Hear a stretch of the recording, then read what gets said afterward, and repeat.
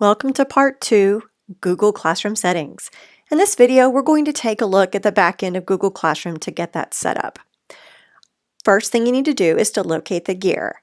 Click on the gear to take you to your settings.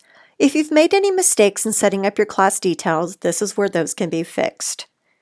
Once you get down to the General section, you're going to notice the class code. The class code is best used if you are actually in front of your students. This is where you can display the code in a large font and students can hand type it in to join your class. The stream is what is found on the front of your classroom. So if we exit our settings, you can see the stream shows where you communicate with your class, and also any classwork that you've assigned normally will be posted right here. You do have options though about what appears in the stream. So let's go back to the gear and find stream. Your first option is students can post and comment, which basically gives them free reign. If you click on the little triangle though, you can see you have two other options. Your next one is students can only comment on items that you post, or only teachers can post or comment. You may want to start with the middle option to give students a little bit of freedom and to help them learn about good posting etiquette. Our next option is classwork on the stream. The default is to show the condensed notifications, or you can show all attachments and all details for all assignments, or you can hide all those notifications coming out of the classwork stream. We can go ahead and take a look and see what the differences would be between these so you can make the best educated decision. To do this, we're going to exit out of our settings, and for now we're not going to save any changes, and take us back to the main part of our Google Classroom.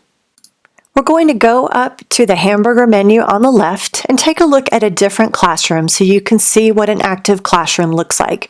You'll notice in this case that students or participants were allowed to post and comment entirely in the stream, and that included any classwork assignments as well.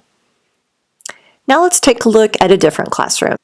In this classroom, we see the assignments are posted in the class stream, and we do see a couple of comments on these,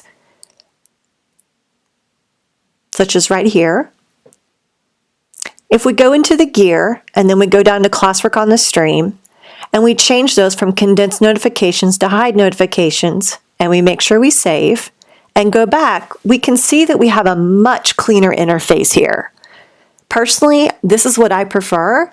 That way, any communication that you are doing with your students and announcements will appear on the front, and it won't get mixed up with any classwork assignments also appearing on the front, and your announcements won't get swallowed up by those classwork assignments. Students will need to go to the classwork tab in order to see any of the work that you have assigned for them. Back in our classroom, let's click on the gear again and go back to our settings. You'll also notice that you have the option to show the deleted items, which I don't personally ever turn that on. We also have Guardian summaries and grading. The following two class settings we're not going to cover at this moment. So be sure any changes that you have made to your class settings that you click the Save button before exiting your class settings.